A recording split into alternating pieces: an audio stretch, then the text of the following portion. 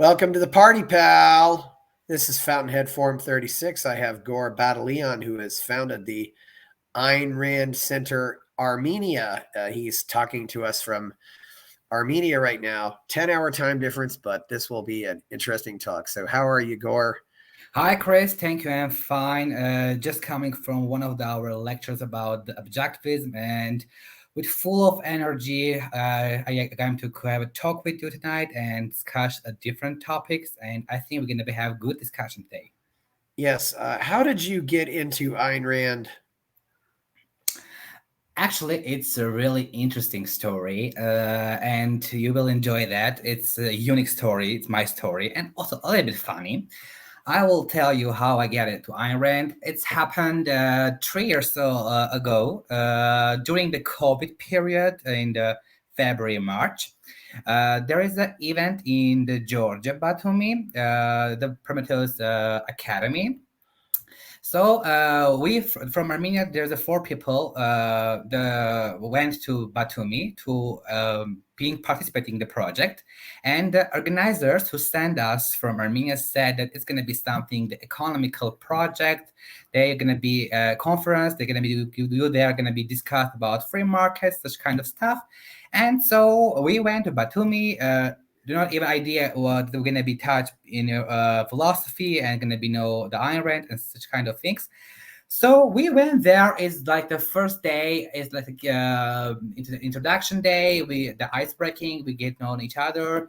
And the first day was okay. The second day, I start to feel that there are gonna topics about philosophy, about Ayn Rand. Such kind of guys talk about John Galt's speech. I start to understand what's going on here, where I am. People say that the organizers say it's going to be something economical project, and I start to understand what's going on, what I'm doing here. So it's like the second day, I'm trying to figure out what's going on. Who is Ayn Rand? What is about the objectivist philosophy? Who is the final John Galt?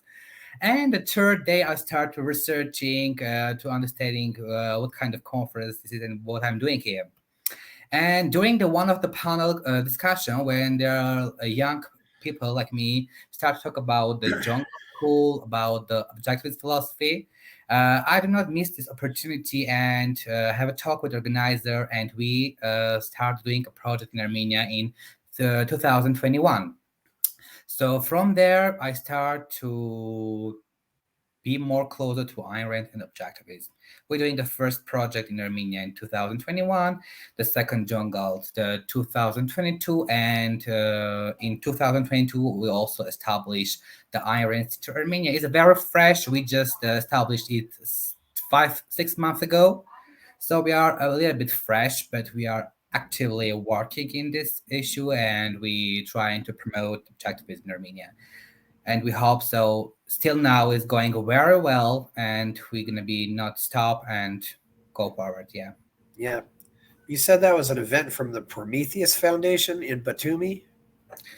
It's a Prometheus Academy called the project 2 years ago.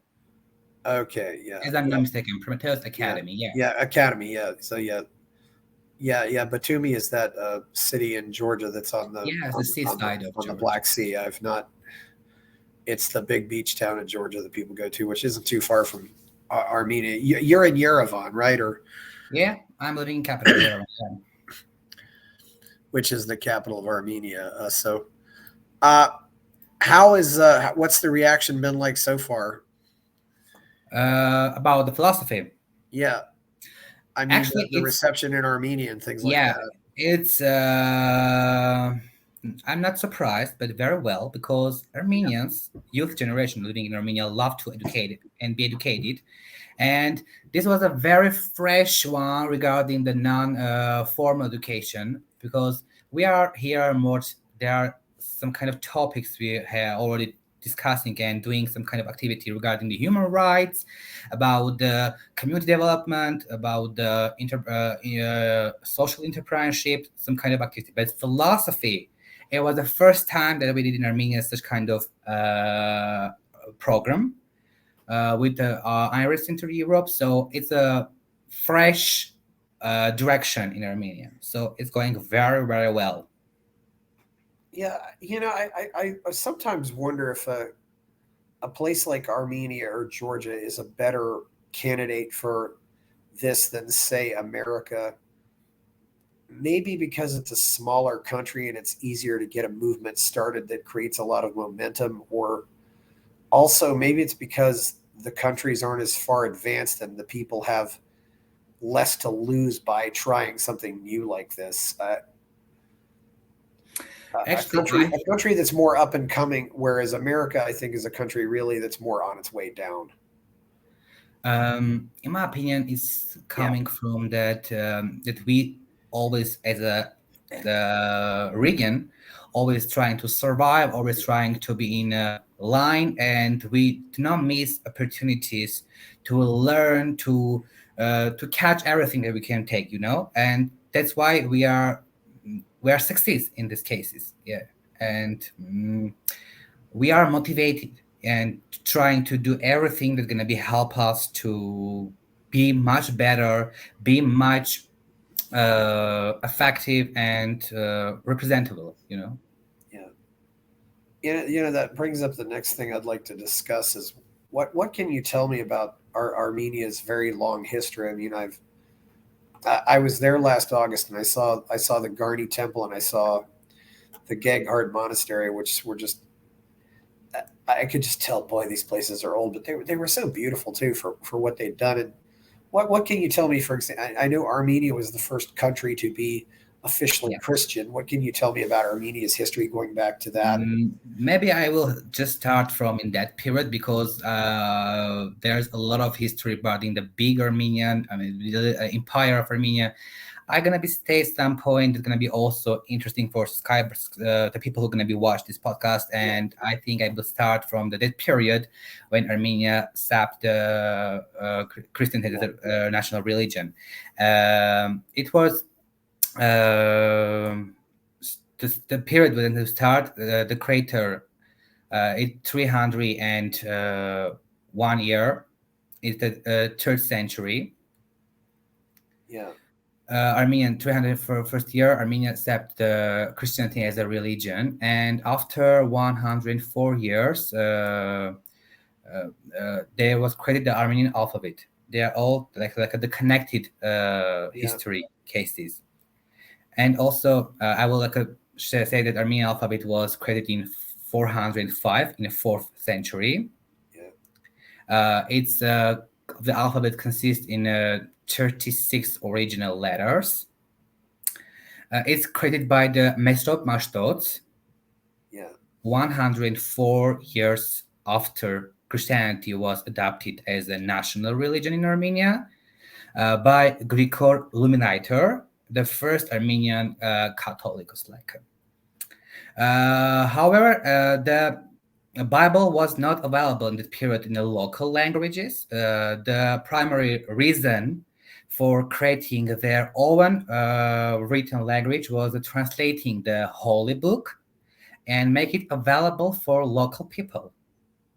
So Mashtot was the church servant, and there is also an interesting story that shows the alphabet. I will tell that. The Mashtots, who create the alphabet, is a church servant who wants to promote the rule of Christianity with the Armenian alphabet. And the Armenian's first letter is A. In English, it's A. In Armenian, it's A. It's a script like the Astvat. In English, is God. The first letter A is Astvat, and the last letter was K in that period. K, it's mean Christ in Armenian, Christos. So also there is like a connection with this story. What I can say in that period, Armenians like the Christianity is the unique also direction.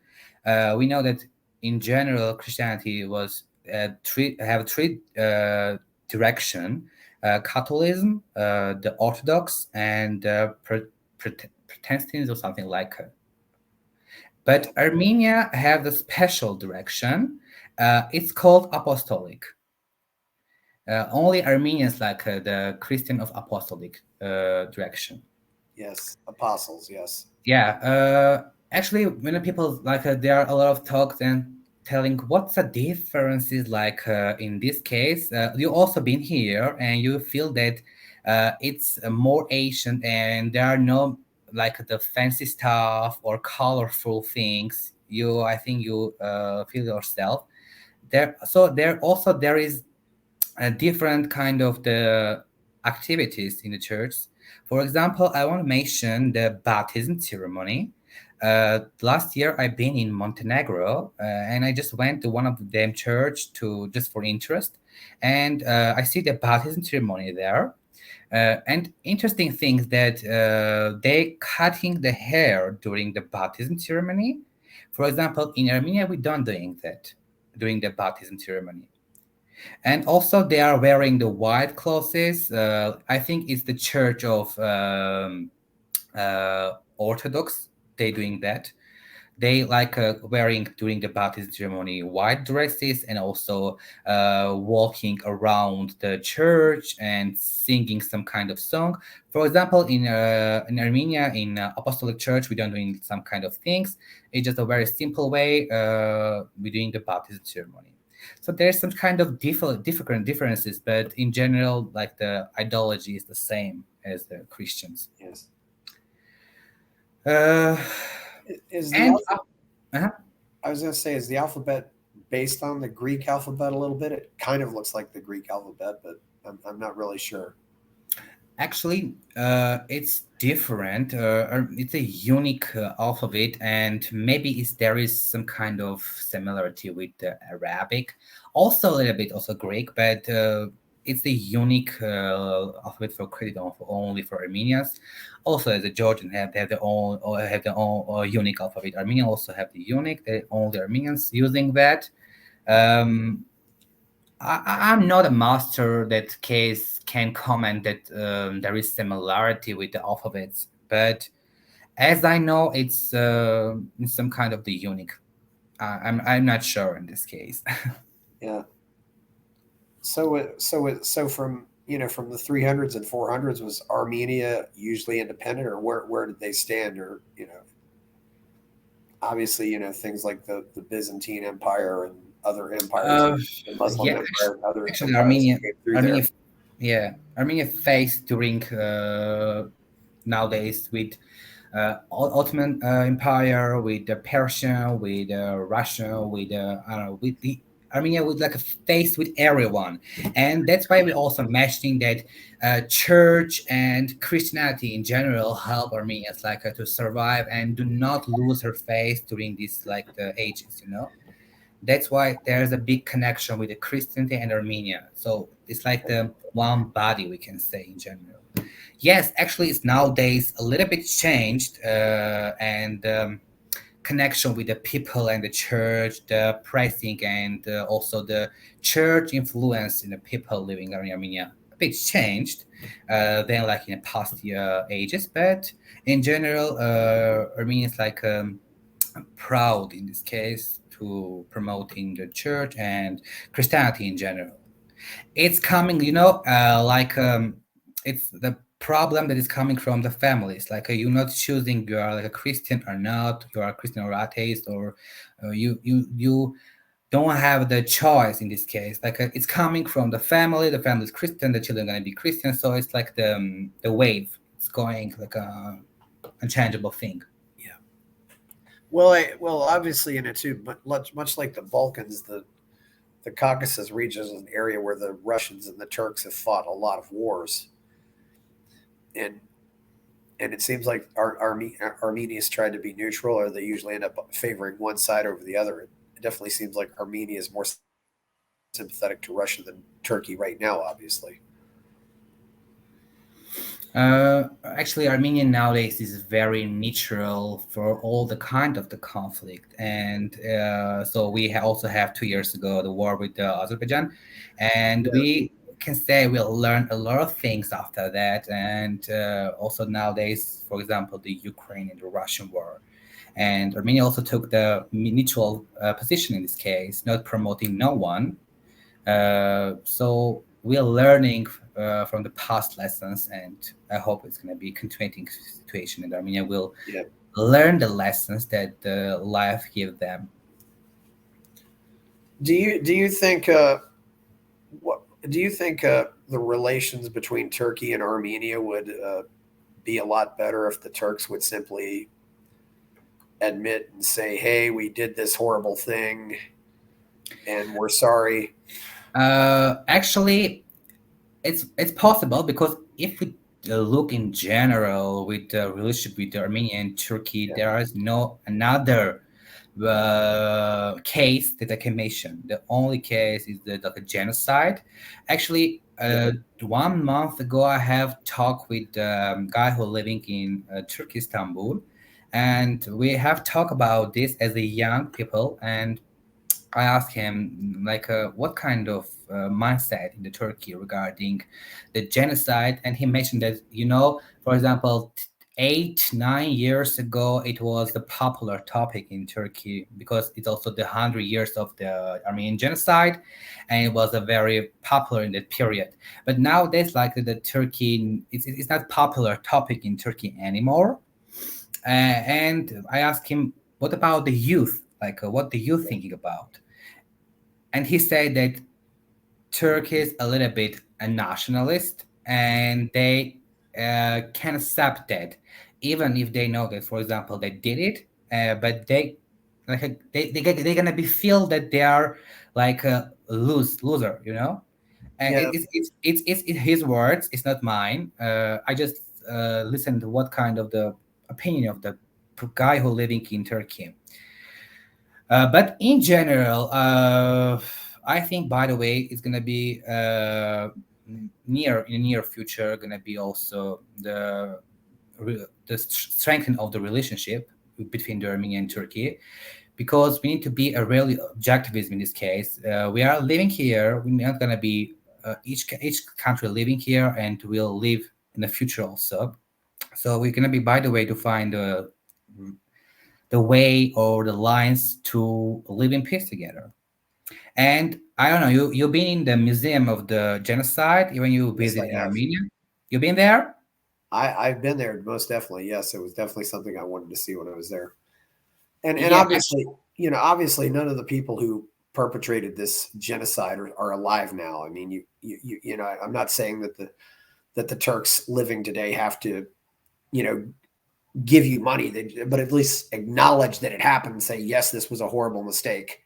We're sorry, or that's really all. actually, it's also coming. It's a story that put in Armenians' heart. For example, I want to mention this case for Imaovan. I also have the people who I'm in touch. They are from Turkey, the partners, the friends. But I will say, in my case, to tell you a story, and you will understand. I remember, for example, in my school years, there was an exercise to create the family tree, and each of us going to be to create our family tree and represent it to the teachers and the people who will come to that event. I start to create my family tree, and when I come to my grandmother's mother, it's over, because after my grandmother mother, there's nobody we don't know, because their family killed during the genocide, and my line, for example, was over in there. So yes, I can be very very liberal person, very very open objectivist, but there is some kind of activity that coming and touching, and you can't like reject it fully. It's a little bit also the emotional thing that's connected with you, but we are need to be realistic, and we need to talk, we need to accept, and we need to go forward, but it's like a very uh, dramatic topic for all Armenians. Like they cannot forget that they about it, and they're gonna be always remember.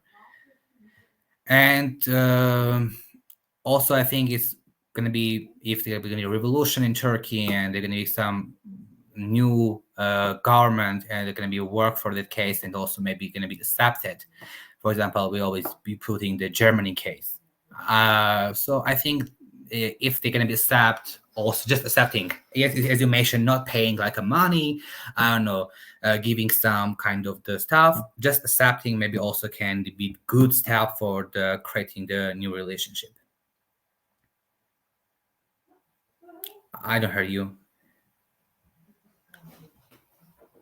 They could maybe buy a few trees at the Genocide Museum. I mean, I think that would be enough, and just say to it, uh, it's very. What do you think?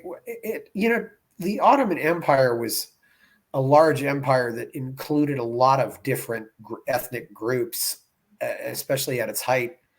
What do you think was why did they decide to do a genocide on Armenians as opposed to Oh, actually, it's what gonna be what were the events leading up to that? Was it uh, seems like they treated it seems like they treated the Jews better than they treated the Christians, at least before the breakup of the empire. uh, actually there's different kind of but the it seems like ways. they had groups they hated, groups they didn't hate for whatever reason. There are different kind of topics and discussion on this issue. A lot of people say that the Armenian and Turks by ages live very harmony together, but after the independence of the Greeks from the Ottoman period, the Armenians also decide to be independent, because they're also from the in the 17th and 18th century. There are also some movement for Armenia to be independent. So Armenia always fight for freedom, always fight for the independence. And in this period, in the 19th century, after the Greeks came independent, Armenia also fight for that. And that time, the from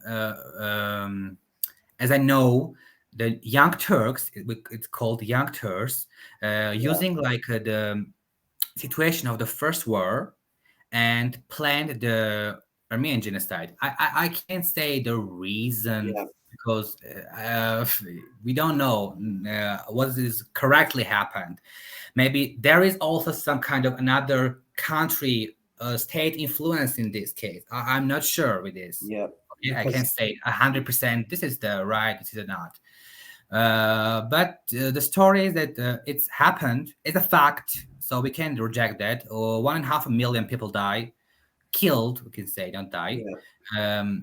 And as you also visit, the museum. You went to the museum of the genocide. Is the place just you cannot talk, just watch and you can feel everything. You're personal. You're gonna feel everything what's happening in the past. You will. It's gonna become with your body, and it's not a word to telling like stories or I don't know. It's a feeling, and I think you feel that when you enter and see the pictures. And I hope that people introduce you a whole story. What's gonna help? As I know, for the people who are gonna be watch this podcast, it's planned like with the three steps. The first steps, like the Ottoman Empire, put the soldier go to put the Armenians to go to war, and during the way to war, they killed the Armenian men, like the main characters of the war. The second part was the Armenian creative elite, and that's why we put the day of the genocide in April 24, because in Constantinopolis, and this nowadays is the same. In Constantinopolis, they killed 600, as I not mistaken, 600 Armenian elite. They head off their hands. And that's why we put that day in Armenian genocide. And the third one was the pushing the Armenian children, the women, and the oldest generation to the desert, is the forest, like not the forest, desert, from the Syria and Lebanon, like. Yeah. And that's why, and the a lot of problems and Armenians, like a situation starting over that period, and we start to create Armenian diaspora created in this period. Yes. So you said 1.5 million Armenians. Out of how many Armenians was that total? Nowadays? I mean, when the genocide happened, I mean, what percentage of Armenians was it who died in the genocide? I'm not sure in the statistics I can say. I mean, 10%, 20%, 50%. I mean, that's just what I'm trying to get feel for here. Yep. Yeah, but definitely the factor that the Turks had already been embarrassed losing some other colonies, maybe decided they didn't want to lose this colony instead. because they'd already lost in the Balkan Wars and Greek independence, Albanian independence, Serbia, Bulgaria. Yeah. So it's like make the start of the Armenians to create the big diasporas in the America, which we are now have more than like a 3 maybe million. I'm not sure, 2 or 3 million Armenians living in America, 3.5 maybe million living in the Russia. Also big diaspora in Russia. Another one like in the whole Europe and also from the Asia.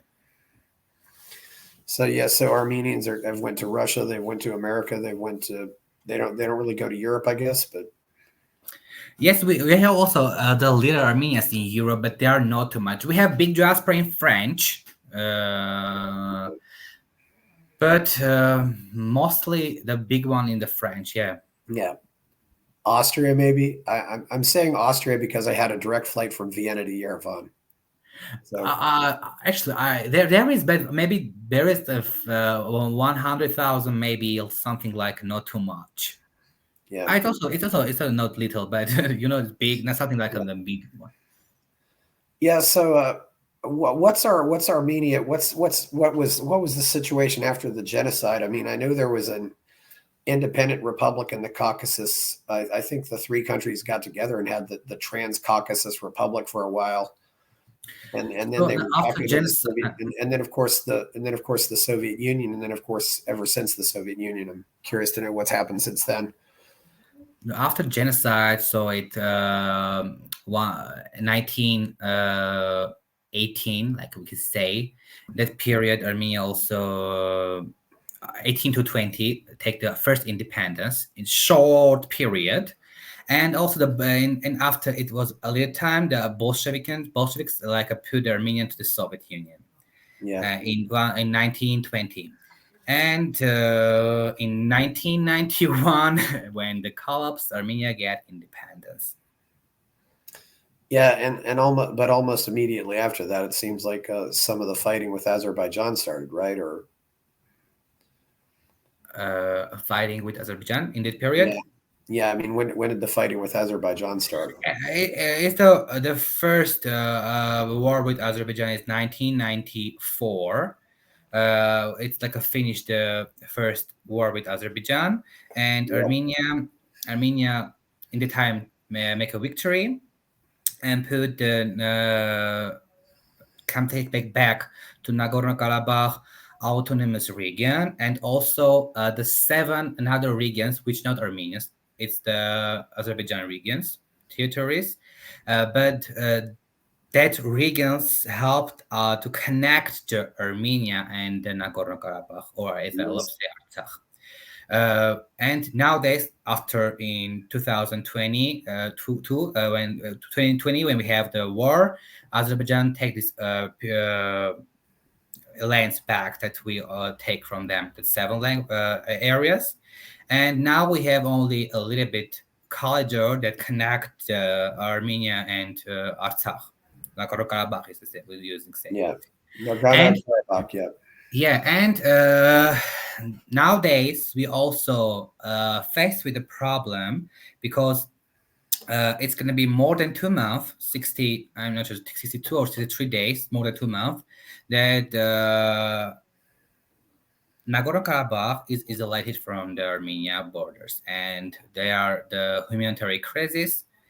The border, the main like a road that connect Armenia there to Artsakh, Nagorno-Karabakh is closed, and Azerbaijan create and to put like it's the eco activism action, and that's a reason why closing that. But it's actually not like this. It's just one of the action of Azerbaijan. I also recently have talked one of my person I know from Azerbaijan. When I talk with him, like what's going on, like the war like finished, and we was trying to recover after all of this, and now would you like using the eco activism and putting the closing the borders? How you figure out that? How you feel that? And he said that, it's a words of the guy who living in Azerbaijan, that we don't want that, but the government and people, the head of Aliyev, like pressing, and also they're putting the university students and tell them that if you're gonna be close the borders, then we're gonna be give you like your exam or something like so the pressing in universities and putting the youth to go to be a part of something like the social the eco activism. And also, that's a reason that the liberal movement is very small in Azerbaijan, because they can't do some kind of activity because they're afraid to do that. Yes. The human rights and such kind of activity is the low level. And also, there's a problem. The regime, or how to they putting the influence of the children, it's a big problem for me as a youth, because the new generation going to become, and they putting a lot of like a bad influence to the youth living, the youth, a young children living in Azerbaijan. And I know that is a like they're putting in their course books for the children who are studying in the school that Armenia is the enemy and such kind of thing. And also, they mentioning that, for example, the Yerevan is the one of the region of the Azerbaijan. It's very funny. So, like they are giving the knowledge to the young children who are gonna be like educating, but they're giving all the fake information then. It's a big problem also going to be they face in the future. So there's a lot of problems, that we are faced, and we need to handle this all together. Well, and yeah, and there's also a section of Azerbaijan that's west of Armenia as well, correct? That doesn't have any physical connection to the greater part of Azerbaijan, right? The western part of Azerbaijan, you mean like Nakhchivan? I'm not sure what it's called, but it's a separate exclave, or it's literally a separate Yeah, actually, piece. it's the Armenia is the putting like Yeah. in the middle of the two parties of Azerbaijan. Yeah, Yes. Yes. it's called Nakhchivan, but there always in this period there was opportunity like to take a lot of like everything from the air to there, so we don't have an air problem with them. And also Nakhchivan is connected with Turkey, so there's like borders, and I think it's like and they could go through Iran too if they wanted to go from one section to another. They also try to find the corridor to connect the Nakhchivan to the Azerbaijan, but it's gonna be like it's gonna be separating the Armenia in this case. Yeah, it's gonna be the Armenia to put the Armenia two sections, so Armenia gonna be give this opportunity. Yes, we're gonna find another maybe way. I'm not expert in this case, and maybe I'm gonna be say something wrong and not right, but I think it's gonna be. There are all talks that to create some opportunity, like to connect this, to connect that to Azerbaijan parties, but not from the directly in the corridor. There's some point. I'm not sure. And correct, maybe I'm gonna mistaken, but there is some kind of talk about that. So, what do you think is the solution to all this? It's a hard question, because now my generation also and also the people who are living in Azerbaijan, not only from Armenia, the generation like who born before 2000, I think they're gonna be always not accept each other. Not only Armenia, we are meeting together in the different kind of the conferences and some kind of events, and yes, we are communicating together. It's so much normal. We are realistic persons, people, and yes, we are not going to take each other into like to beat or to kill together when we are some era. But in general, the situation, how it's by the way indeed going to be solved. I mentioned in the first step on when I started to talk that We are living here, Armenia living here, Azerbaijan living here, I don't know, Georgia living here. We're not gonna be go another way to live. So we need to find a way, be a realistic too much, and to understand how we can live and not make the problem. And also, it's also coming the country's hand. I think there are gonna be a lot of things change in Azerbaijan. Is gonna be the revolution there. So it's a big point that's gonna be change a lot of direction. Yeah. So I think it's gonna be make big point the revolution in Azerbaijan. Also, this for regulation also for this conflict. Yeah. So is it true what some people tell me that the Russians are selling weapons to both sides, or Russia is involved in this, right? Yeah, I'm not reject that. It's very Yeah. possible because we are saying that Russia coming in the end.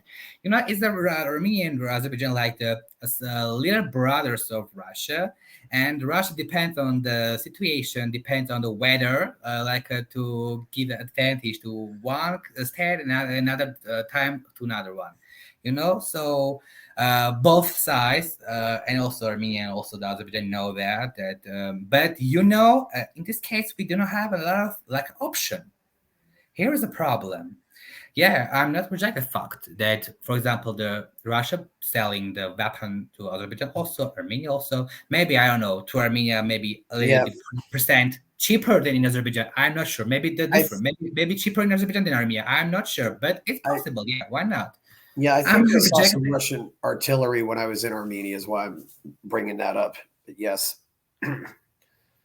I was actually I had a guy drive me from Yerevan to Tbilisi, and we went past Lake Savan, and then we went through Dilijan and up a road there, and I didn't realize it, but we actually got very close to the border, and it was funny. Google Maps kept telling us don't go on this road, but we went on that road anyway, and I realized that then after a while I realized, oh, we're actually within shooting distance of the border. So Yeah, it's the Gerar region. yeah, When you went to Sevan, yes, we are near border from the Gerar but I don't think it's the problem. Is the safe now. There is no problem, but yeah, yeah, because this was in the northern part of Armenia, and all the fighting's happening down in the south. Yep, but I did see at least one monument to some soldiers who had died, so that was very interesting. It's watching the situation go on. Is actually, what's the situation with capitalism and freedom in either country? I mean, in Armenia or in Azerbaijan. I mean, would I be if I wanted to go to? I think I'd feel safer going to Armenia than Azerbaijan right now. But what are some of the differences there? uh, I'm not sure about Yep. being safe to go to Azerbaijan. Yeah. But I think if you're gonna be go to the capital, it's gonna be not problem because it's very far from to the borders. Yeah. Baku. Yeah, it's very far from the borders. But there's a little bit you need it's not gonna be professional to say that it's gonna be not right. You will feel yourself. It's gonna be very interesting for you to go, for example, the Azerbaijan also, and to compare the three Caucasus states to each other, and see the differences and similarity. There is a lot of similarity and a lot of differences also you can find. Yeah. You know, I've got to ask too, since the fall of the Soviet Union and having now been to Armenia and Georgia, it seemed like Georgia has been doing a lot better than Armenia. What has Georgia done that are what have they done? How have their paths been the same, and how have their paths been different since the end of the Soviet Union for Georgia and Armenia? Armenia always also in that period been too much mutual and not too much active, maybe I can say it in this way. And if they're in the period, if some Armenians like try to be a lot of active, they get in jail or die. So in that period, a lot of people who try to fight for freedom or fight for independence crushed. We can say in this way. So it was the hardest time living in Soviet Union. But it's nowadays also we can somehow to feel the influence of the Soviet Union, such kind of families. So there were people fighting for Armenia's independence, and they got crushed. Is that what you're saying?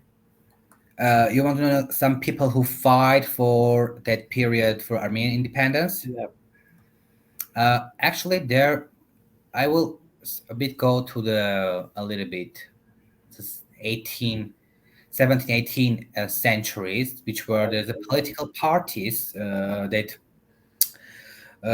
established in Europe and fight for the freedom and for independence. There is parties like the Armenagans, Hanchanggans, and Armenian Revolutionary Federation.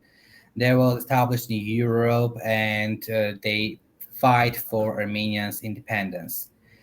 During that period,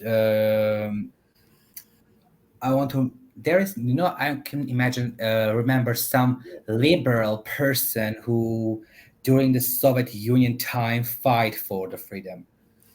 For example, I mentioned these parties, but it's the age of before, the genocide.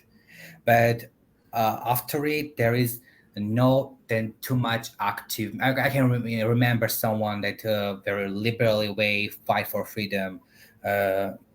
Okay. In the Soviet Union time, yeah. So what has Armenia done right? What has Armenia done wrong since the end of the Soviet Union?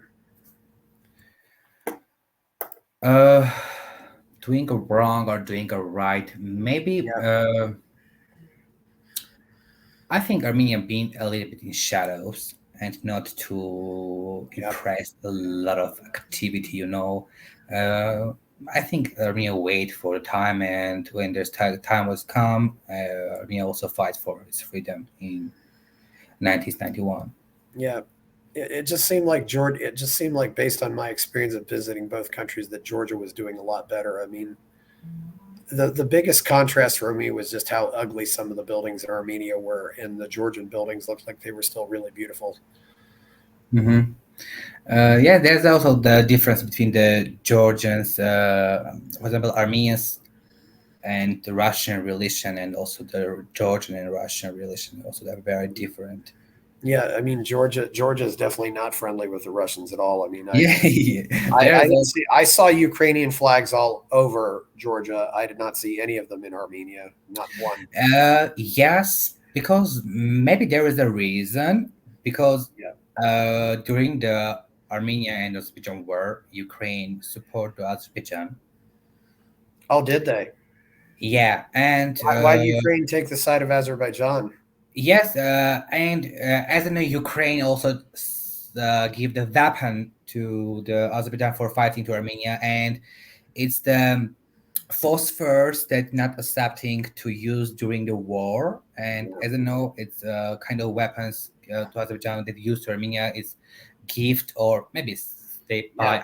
I am not sure, but they give from Ukraine. But I want to mention that besides of this, Armenia don't say that. Oh, Russia is doing good. Russia is good. No, it's not. Yeah, it's not me.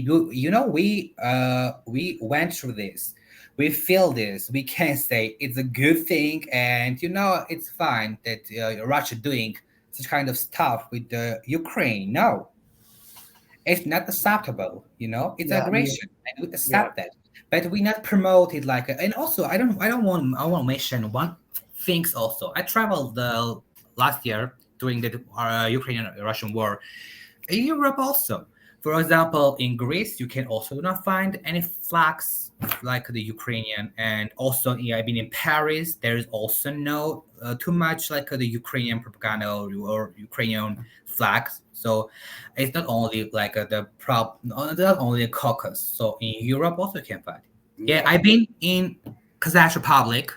There are a lot of like the Ukrainian flag. yeah. I'm We curious. also, yeah, we also went the church. I can't remember the church name, but it's very popular in Kazakh Republic. It's called Little Jesus. It's the a little statue inside the church. You can like search it. As I remember, it's called Little Jesus. It's a small like statue of the Jesus, and oh, they like in the hand you can see the Ukrainian flag. So I think it's from Yeah. the maximum to minimum. So different countries doing different kind of stuff Oh of like yeah. supporting. So kind of the countries of Europe also do not put the flags. So Armenia also, but also not the Russian also, not only Yeah. the Ukrainian. We are neutral in this case. Yeah. Yeah. And, Why would the Ukrainians care about what goes on between the Armenia Azerbaijan war? Why would they care? That's a very intriguing uh, question.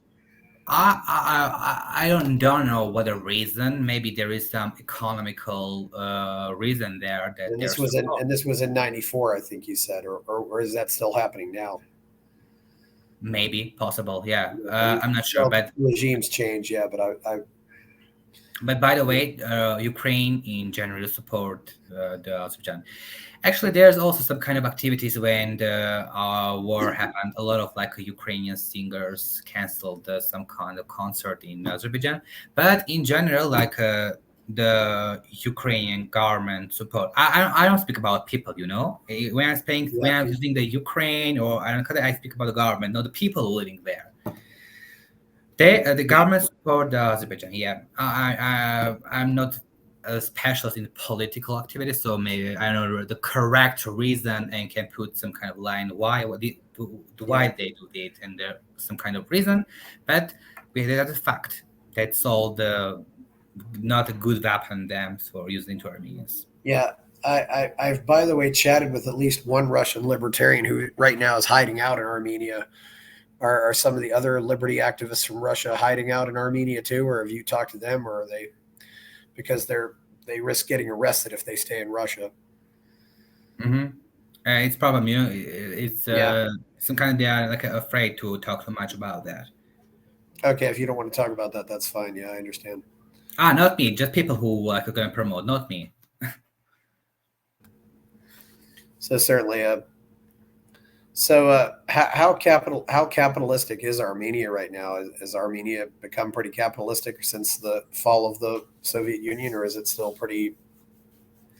Armenia is now much effective country and established starting to like creating the entrepreneurship in Armenia, doing a business, some kind of stuff is very easy now. It depends. You are creating on a nonprofit. You are creating just some simple organization. It's very easy. Like during one day, you can establish your organization. It's not very difficult process to to start your activity and there is a lot of problems in Armenia. I think it's the national coming, maybe the cultural that Armenia is like trying to do everything in the same time.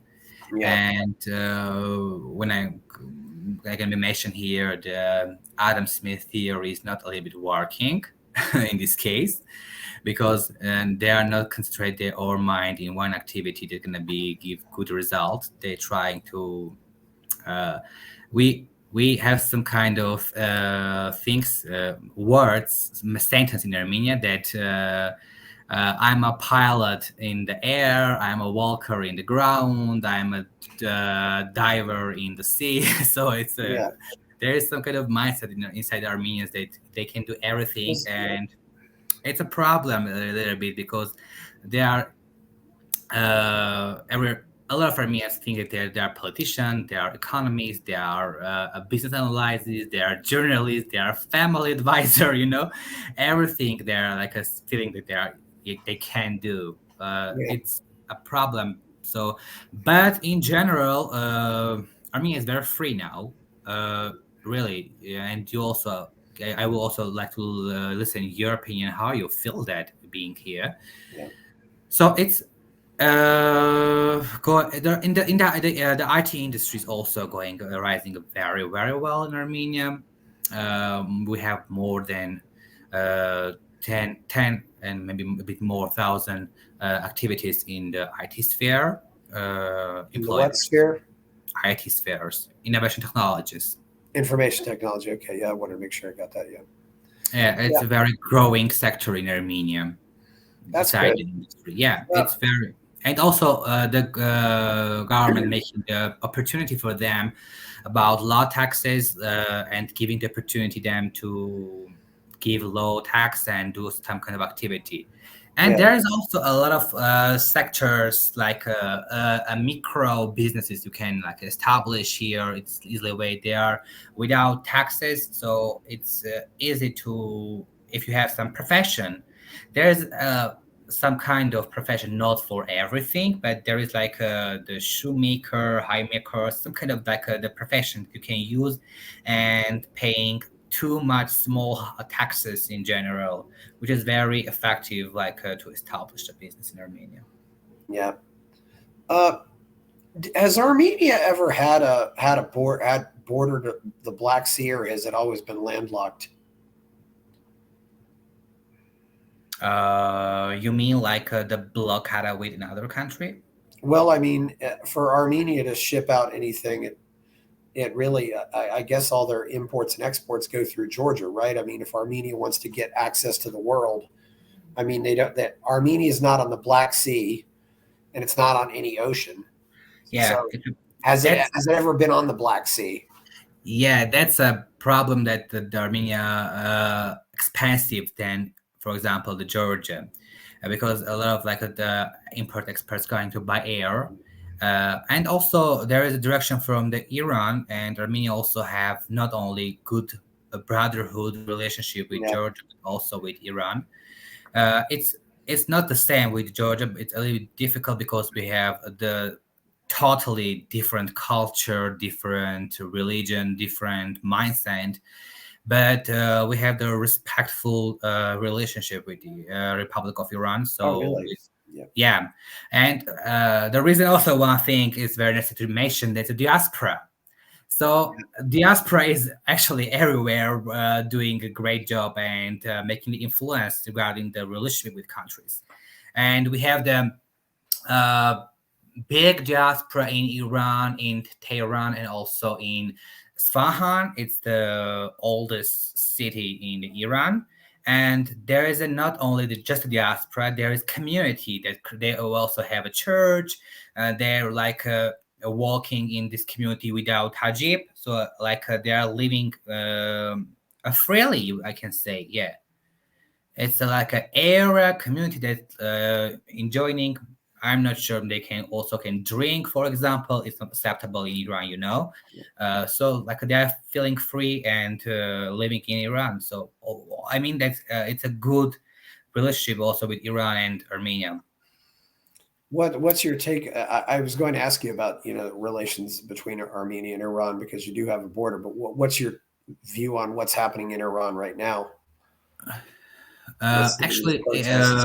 Iran rejected any kind of liberal activism, and when there's also after this, what happened, the Hajj situation, the girl would die, and when the NGOs or some kind of civil society activities starting to reject a regime, Iran is very uh, aggressive in this case and doing unacceptable activities to the citizens who are living in Iran. So, as a as a Armenian, I reject that. It's not acceptable. Uh, but now a lot of like they are now very silent. I have a lot of friends who are living there, but now they are not posting also in the social networks some Yeah. kind of news activities. They are very actually they are afraid. Uh, there's not a good regime there. Even that they are talking, they're afraid if somebody gonna be listen and you're gonna be take your speech to another one. They're really living in every day be in afraid mode. I can say it in this way. Yeah. So that's good. But in like the politically issues, there we have a good relationship with Iran. Yeah. Yeah. And also, why I mentioned this because we talk about the import and export, and beside the Georgians borders to export goods or I don't know services, we also there is opportunity to Iran border, and there is also the conflict in this case to Armenia, Azerbaijan, and Iran because there are also connected with the borders. I mean, like if we're gonna be give the corridor, for example, to Azerbaijan to connect the Nakhichevan, there is also this corridor we need to go from the border of Iran. So it's also a little bit complicated situation, and Yes. yeah, it's going to be much better if there's some politician or some person, a master can talk about and share the correct situation. You feel like Armenia has more in common with Iran than in common with Georgia? A common with Iran, no, No. because we are. You don't feel like you have a lot in common with Georgia either. It's just Yeah, actually, we are more common in Georgia. We are also more common in Azerbaijan. I think the but three, yeah. For example, the Azerbaijan also the Muslim country, but yeah. there's it's coming maybe the family institution. For example, I've been in program with the participant from Azerbaijan 3 months ago, and they also they are using more similar words that Armenia using than Georgia, for example. Armenia and Azerbaijan they have similar words that we are using uh, more than in Georgia, Armenia and Georgia, like this. For example, it was very interesting when Azerbaijan also using the word John. There is no translation of John. I can translate it in English because it's a word not translated. It's like the when I'm saying, for example, Christian, it's mean um, you are very familiar together. You are like you are my bestie. Something like. So this word also Armenians using it too much, and this word also used in Azerbaijan. But there is also a lot of similarities with Georgia. Actually, I recently think Yes. about the similarity with the Armenians and Georgians. Maybe the old generation more similar, but I think the new generation is not similar together each other. There's a lot of not a lot of but differences between the Armenians and Georgians youth. Uh, I think Georgia more European nowadays than, for example, the Armenian. And Armenia also fighting for more the liberal values, for example, in the Europe. And I can like share my experience in this case before to establish Ayn Rand Center Armenia. I also established the Bread of Liberty. It's also NGO which I deal to communicate and be in touch with the European organization and countries. So, for example, the last year I went to European Parliament and we have a meeting with different member of the European Parliament and have a discussion about such kind of situation. And I take the issue of the visa liberalization of Armenia in Europe. It's a problem in Armenia to like traveling in Europe because each time you need to apply for a visa. For example, in this problem is not in accepted in Georgia. Georgians can, for example, to go to airport and to if they have some documents, they can freely go to Europe. But in Armenia, it's a problem a little bit to go in Europe, so you need to every time apply for a visa. And that's why I'm also fighting for this issue and trying to promote Armenia in Europe as a young.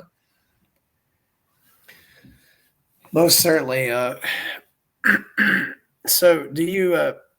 Is Armenia pretty?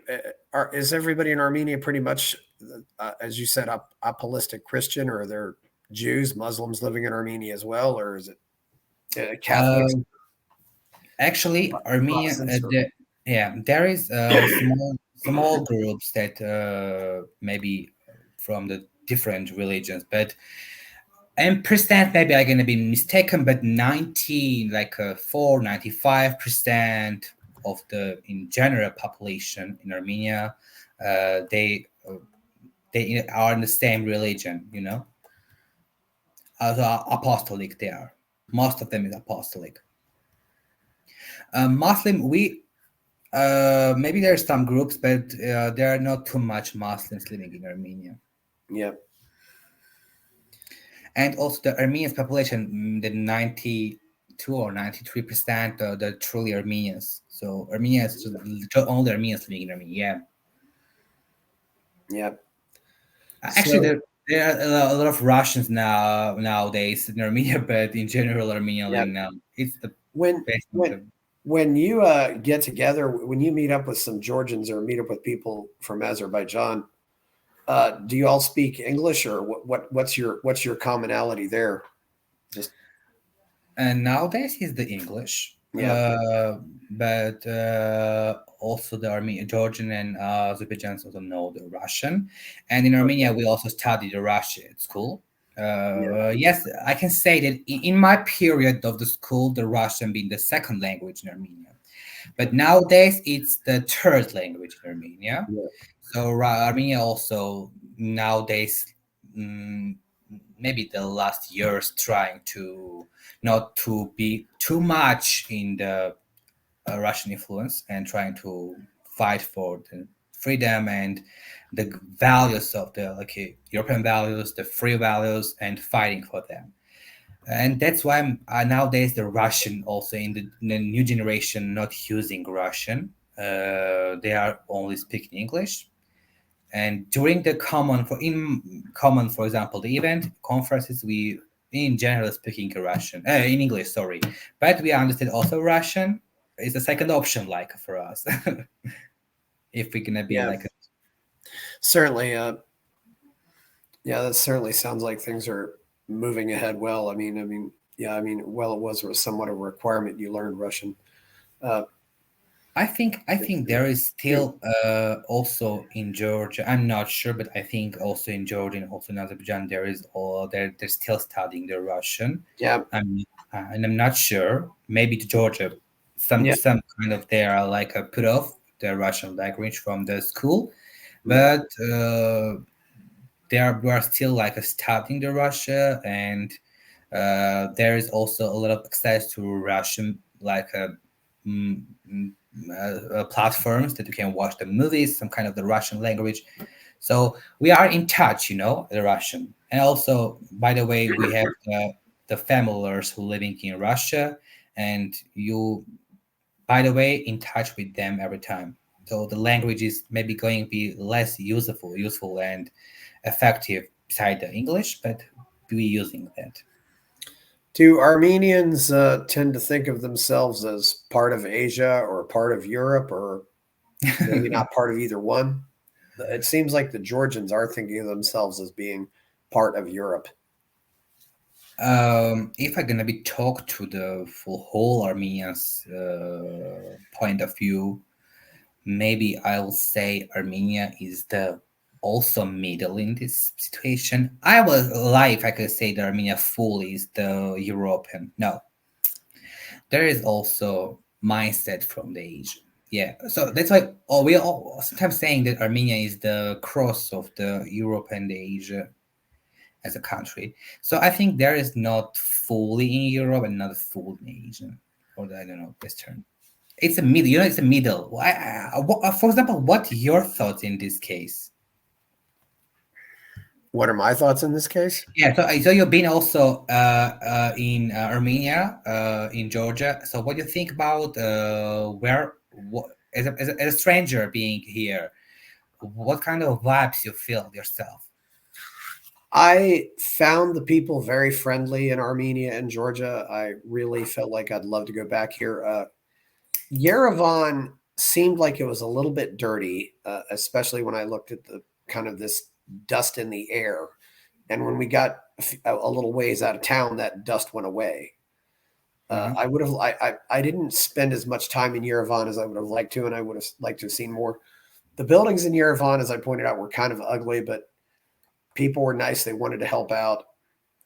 It did seem like Georgia was a little more advanced, maybe 15 years ahead of Armenia. And I don't know if it's always been that way, but I suspect there's something there different. But I can tell you, my Airbnb host in Armenia was the second nicest Airbnb host I've had.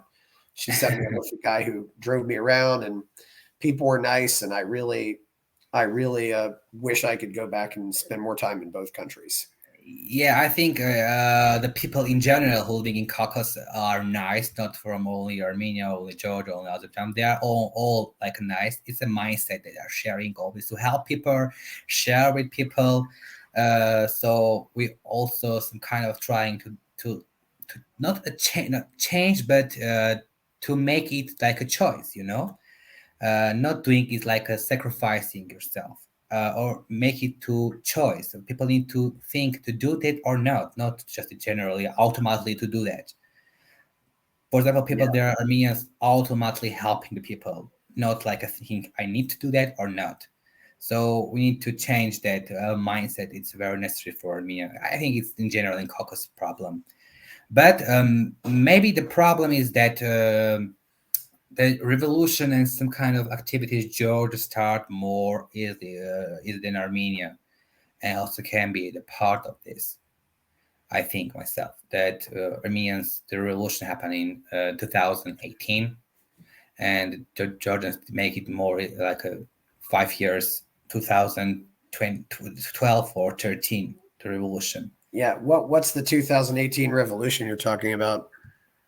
In Armenia, that we have the violent revolution, the government changed in Armenia. It's happened in 2018. Okay. The first time I can mention that we did uh, on corruption whiting, like the people go again and white for the leader who they want to see in the head of the Armenia. Yeah. And the people think that gonna be a lot of things change after the revolution in Armenia. It's hard to say a lot of things changed or not. It's different point of view to see where in which point you're watching the situation. But people are more free now, and people are not afraid now to speak up. They're not afraid that somebody gonna be judge them, or they're gonna be like arrested if they're gonna be speak too much. So free speech now in Armenia are at a higher level. The human rights in Armenia now at a higher level. They are fighting and they're always improving this. That's good to know. And do you see that going in a positive trend? Do you think Uh, free speech, free markets will keep growing in Armenia, and what do you think are some of the threats? yes, that's the way of the success. So I also mentioned in the first stage of our speaking that also the relationship with the Armenian Turkey also gonna be make the good influence to Armenia to rise up as a country. The expert and import of the trade also gonna be help. So the free market rules gonna be help the Armenians to rise, because Armenia now is the do not have the way of the sea. The right side is Turkey, the left side is Azerbaijan, and the relationship is not good with the both countries. There is only Georgia which take the neutral position, and it's acceptable in this case. There is the Iran, but Iran is like not active and going to be wait situation regarding advantages of his advantages. So Armenia like do not have another chance. If we speak in an objective way, in realistic, we need to open the borders for flourishing it, because without that we we there's going to be very difficult to rise up, because you are a small one, you do not have too much resources. Yes, we can only mention that yes, we have a human capital, people who love to educate it, and that's one of the reasons that we are still surviving and not like losing our faith in the definitive. But in general, free market only the way that how going to be help us to rise up. Yeah. One thing I've got to ask about too, and I think I saw in Georgia as well, is it seems like Armenia is still pretty much a very much a country that's understands the importance of family. Uh, Uh, moms and dads should get married and have kids, and who's actually, stay married.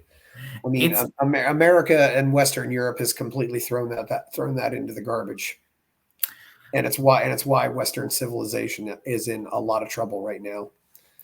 it's not something like this in Armenia. I think in Caucasus in general, because it's also maybe coming from the Soviet Union mindset that family institution is very important.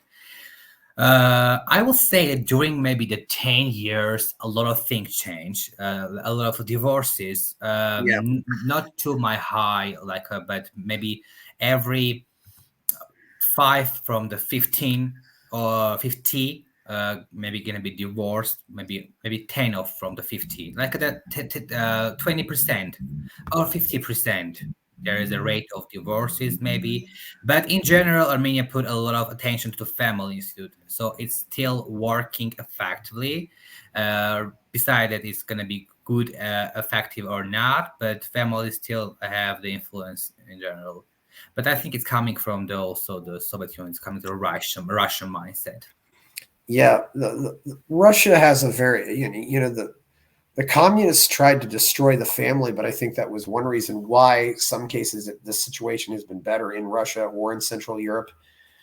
And some people say this is really what the war between Russia and we'll say Europe is about right now, is that Russia still, to a certain extent, believes in getting married and having kids. Although from what I hear, also Russia's population is going to fall off a cliff. Which Yes, and also there are giving a lot of the money when you are having the children. Every time if you are born new children, they rise the level yeah, of the average of the money. yeah, But there is also some kind of cultural things. Maybe it's unique. For example, in Armenia, there is still effective it's the some kind of culture shame, like you are going to be 13, or it's like the you are need to get married, and it's like your last chance, your last age, when you effective and acceptable to create a family and have a baby, some kind of stuff. So there is also such kind of mindset, and they're using it still, but uh, it's gonna be during maybe the years by years change, in my opinion. yeah. I don't know if this is something that just happens when you get richer, but it seems as though as that Americans have gotten richer, they end up complaining more and more about what they don't have, Hmm. as opposed to appreciating what they do have. And I think a lot of that has to do with the fact that they've never left America. I mean, you probably haven't been there, but the second foreign country I visited was Peru, and Hmm. I went to Peru and in South America, and I saw what poverty really looks like, and there's nothing like that in America. Hmm. Uh, so I don't know if if it just gets to that point where you have so much abundance that you just lose track of and you forget what it's like not to struggle. And so I don't know if that's the issue, or I definitely think. Are there any objectivist movements sprouting up in some of the other places nearby? Some of the I know that in the Caucasus regions there are a couple, quite a few places that would where they're not really where they don't really think of themselves as Russian, but they're still part of Russia, or other various areas, or even in Iran or in Turkey nearby, or any places like that, or not. Or maybe you don't know any about that. I'm not sure I know a lot of information about this case, but the objectives movement, for example, in Yeah, Armenia, we just starting. Before that, there is not promoted in Armenia, yeah, but it's a very effective way to really how to educate people that there is also another direction, and it's going to be help them um, to you know to understand this mindset and the ethics are going to be help them to as a personality, as an individual, to rise their level as a person. It's very helpful for them. Yeah. And we just like just started activity, but in another groups that are doing, I'm not sure that there is. I don't have information of this case. Yeah. So, if anybody here out there is listening and wants to visit Armenia, where do you think they should go? It depends what kind of activity that person would like to see. Armenia, actually Caucasus in general, Yes. have all the seasons. We have the good summer, we have the good winter. For example, if you are visiting in Armenia in the winter, we have the ski resorts. For example, we call it Zakadzor. You been there? Have you been there? I went to Lake Sevan. That was about it. Just a second. Okay, we have the Zakadzor. It's very popular in this the kurort lovers who love the skiing, also kind of activity toward the winter activities. If you are coming in Armenia, for example, in summer, so Sevan is also the option. The Garnigerat is also option. And I will suggest maybe the Tatev Monastery. It's created in the 19th century, where you can find the longest cable car, where is listed in the Genius book in records.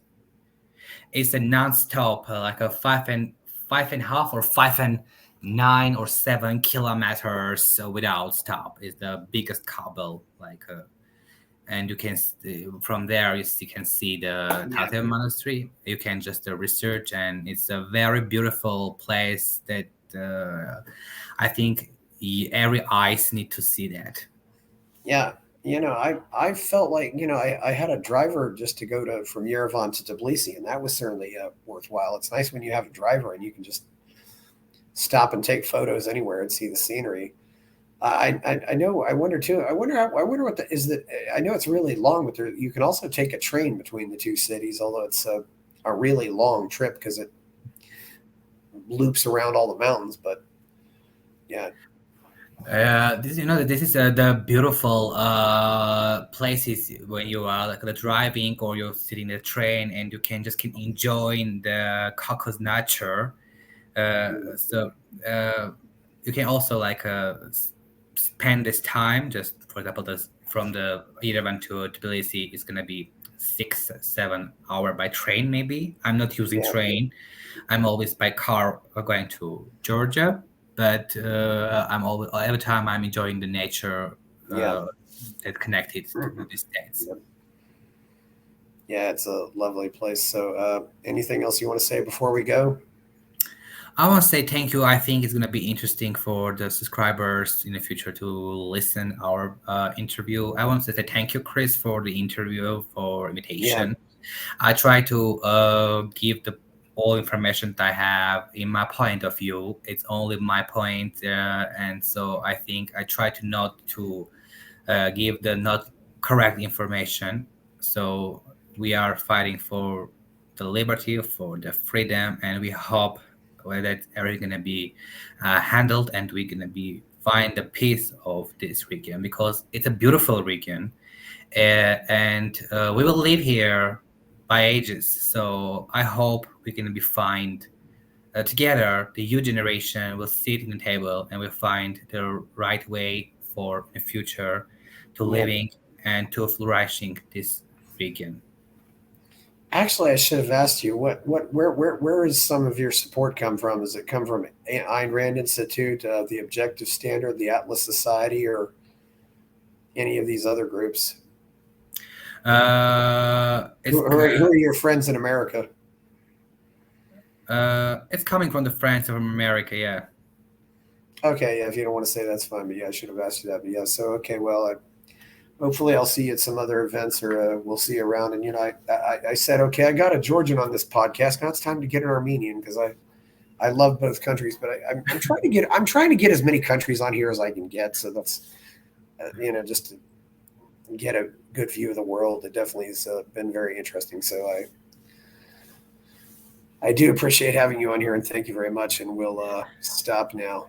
Thank you. Also, hit like and subscribe, please, and go buy my novel, Escape from the Village. I am Chris Baker, and we are stopping the recording now. Yes.